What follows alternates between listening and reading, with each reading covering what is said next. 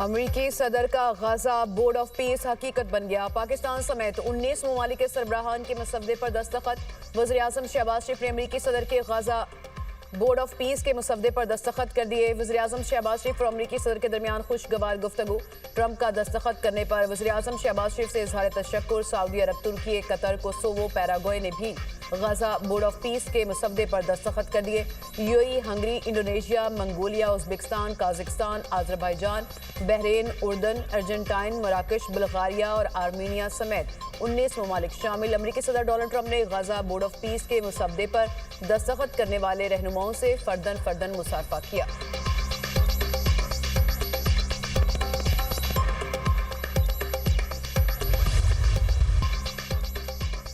अमरीकी सदर का एक बार फिर पाक भारत जंग रुकवाने का तस्करा। ट्रंप ने कहा, मैंने पाकिस्तान और भारत के दरमियान जंग रुकवाई। जंग रुकवाने पर बहुत से ममालिक के सरबराहान मेरे दोस्त बन गए। पाकिस्तानी वज़ीर-ए-आज़म ने कहा, आपने 1 या 2 करोड़ लोगों की जानें बचाई हैं। मैंने 10 माह में 8 जंगें रुकवाई। गजा बोर्ड ऑफ पीस में शमूलियत पर तमाम ममालिक का मशकूर हूँ। हमास गैर मुसल्लह नहीं होगी तो इसका खात्मा किया जाएगा। इसराइल, ईरान, सेरेबिया, कोसोवो, थाईलैंड और कोलंबिया के दरमियान तनाज़ा खत्म कराया। अमरीका तरक्की करेगा तो दुनिया तरक्की करेगी।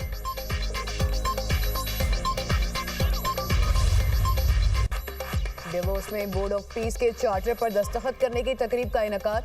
वज़ीर-ए-आज़म शहबाज शरीफ और फील्ड मार्शल सईद आसिम मुनीर की शिरकत। पाकिस्तान की सियासी और अस्करी क़यादत तकरीब में आलमी रहनुमाओं की तवज्जो का मरकज़। अमरीकी सदर डोनाल्ड ट्रंप ने तकरीब के दौरान खुसूसी तौर पर फील्ड मार्शल सईद आसिम मुनीर की तरफ इशारा करते हुए मुस्कुराहट के साथ खैर मकदम किया। डेवोस फोरम में वज़ीर-ए-आज़म और फील्ड मार्शल आलमी रहनुमाओं की तवज्जो का मरकज़। आलमी इक़्तिसादी फोरम में आलमी रहनुमाओं से गैर रस्मी मुलाकातें, मुस्कुराहटों और गर्मजोशी का तबादला। वज़ीर-ए-आज़म और फील्ड मार्शल की अज़रबैजान के सदर इल्हाम अलीयेव से मुलाकात। वज़ीर-ए-आज़म और फील्ड मार्शल अमरीकी वज़ीर ख़ारजा मार्को रूबियो से भी मिले। सऊदी वज़ीर ख़ारजा शहज़ादा फैसल बिन फरहान से भी मुलाकात की।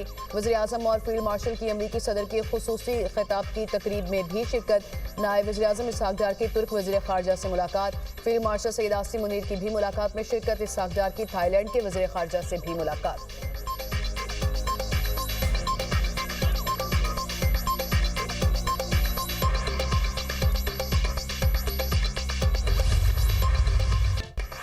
कराची में आग से तबाह गुल प्लाजा से इंसानों की बाक़यात मिलने का सिलसिला जारी। जाम-बहक अफराद की तादाद 67 हो गई, 77 लापता। इमारत की छत से 16 मोटरसाइकिलों समेत 61 गाड़ियाँ उतार ली गईं। डीसी साउथ कहते हैं शफाफ तहकीकात जारी हैं। इमारत में मलबा हटाने का काम जारी। बिजली की फराहमी मुअत्तल होने के बावजूद रेस्क्यू वर्कर्स इमदादी सरगर्मियों में मसरूफ।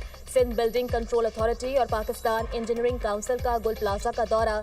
टेक्निकल कमेटी ने गुल प्लाजा को मखदूश करार दे दिया। कमेटी की गुल प्लाजा को रेस्क्यू ऑपरेशन के बाद मुनहदिम करने की सिफारिश।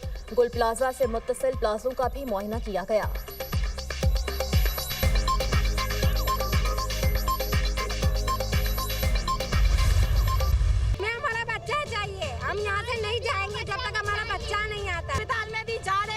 कोई शनाख्त नहीं है, कोई पता नहीं है इसका, बस सब जगह यही है। अभी तक ये बच्चे का लापता है, कोई पता ही नहीं दे रहा है। माँ पागल हो गई है। 6 दिन से आ रहे हैं, बन जाए हमारा, और अभी तक लापता है। इनको जरूरत होती है तो कौन को जगाते हैं।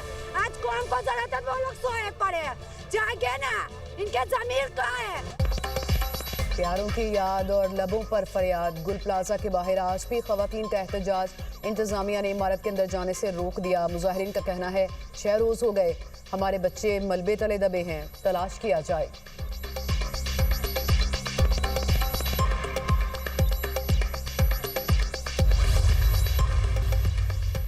सानिया, गुल प्लाजा की तहकीकात सिंध हुकूमत निजी ऑडिट कंपनी की खिदमत हासिल करेगी। आईजी सिंध जावेद आलम उर्दू का कहना है निजी ऑडिट कंपनी आग लगने की वजूहात समेत दीगर चीज़ों का जायजा लेगी।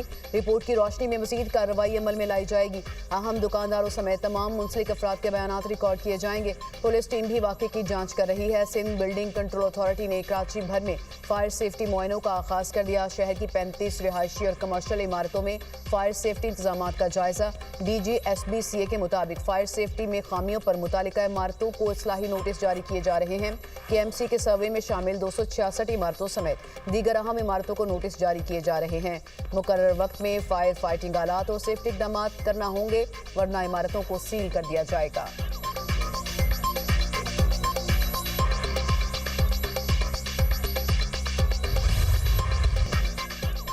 एमक्यूएम का कराची को विफाक का हिस्सा बनाने का मुतालिबा। सारा कराची हमें कह रहा है कि हम लोग कुछ नहीं कर रहे, कितना खून दें, हम कितनी लाशें उठाएं। वफाकी वज़ीर सेहत मुस्तफ़ा कमाल की न्यूज़ कॉन्फ्रेंस बोले, कराची में एक रोज़ में 100 अफराद का कत्ल किया जाता है। रियासत 30 साल से रॉ का नेटवर्क ख़त्म करने में नाकाम थी। हुकूमत पाकिस्तान ने हमें किन लोगों के हवाले कर दिया था?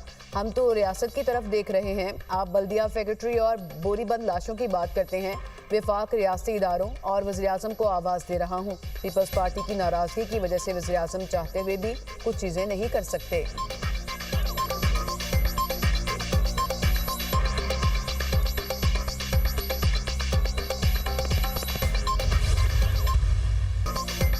अनासर गुल प्लाजा वाक़े पर पॉइंट स्कोरिंग कर रहे हैं। क्या कराची को विफाक के हवाले करने के बाद ऐसे वाक़यात नहीं होंगे? सिंध के सीनियर वजीर शर्जील मेमन का जवाब, कहा मुस्तफ़ा कमाल 18वीं तरमीम पर वही बात कर रहे हैं जो ख्वाजा आसिफ ने की। कोई भी जमात तनकीद करे लेकिन सानिहात पर सियासत ना करे। वो जमात बात कर रही है जिसने अपने हाथों से लोगों को जिंदा जलाया। भत्ते के चक्कर में बल्दिया फैक्ट्री को आग लगाई गई। 12 मई को मासूम लोगों को निशाना बनाया गया। हुकूमत मुतासरीन सानह गुल प्लाजा को अकेला नहीं छोड़ेगी। ऐसी स्कीम लाना चाहते हैं जिसमें मुतासरा दुकानदारों को बिला सूद कर्ज मिले।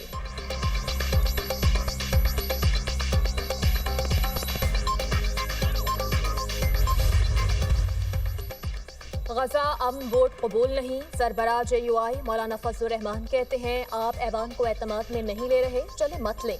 मगर क्या काबीना को एतमाद में लिया? मेरे जिले में अमन नहीं, पूरा इलाका मुसल्लह लोगों के हवाले है। वो भत्ता लेते हैं।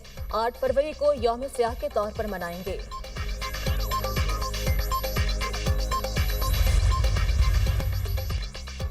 कराची समेत मुल्क के मुख्तलिफ शहरों में बारिश और बालाई इलाकों में बर्फबारी। सर्दी की शिद्दत बढ़ गई। हैदराबाद, भक्कर, लाड़काना समेत सिंध के मुख्तलिफ शहरों में बारान रहमत, जबकि कोयटा समेत बलूचिस्तान के मुख्तलिफ इलाकों में भी बारिश और बर्फबारी।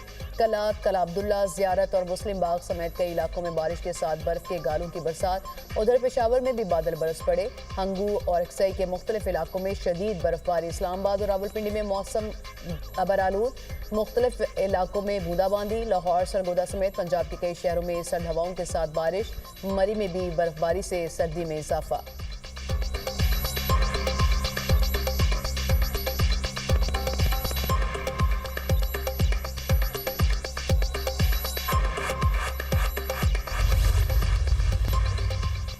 रूसी सदर की फ़लस्तीनी सदर महमूद अब्बास से मुलाकात। गजा अमन बोट में शमूलियत पर $1 अरब फराहम करने की पेशकश।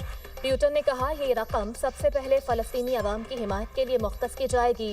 रकम गजा पट्टी की तामीर नौ और फ़लस्तीनी मसाइल के हल के लिए इस्तेमाल की जाएगी। अमन बोट के फंड्स अमरीका में मुंजमद रूसी असासों से भी फराहम किए जा सकते हैं।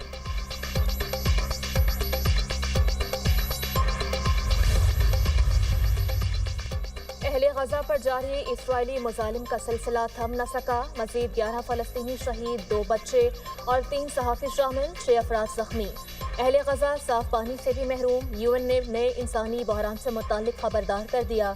इसराइली हमलों में गजा की तकरीबन 70% पानी की लाइनें तबाह हो गईं। पानी के एक अहम जरिए सफ़ा वेल की मरम्मत के लिए इमदादी दरख्वास्त भी इसराइली हुकाम ने मुस्तरद कर दी।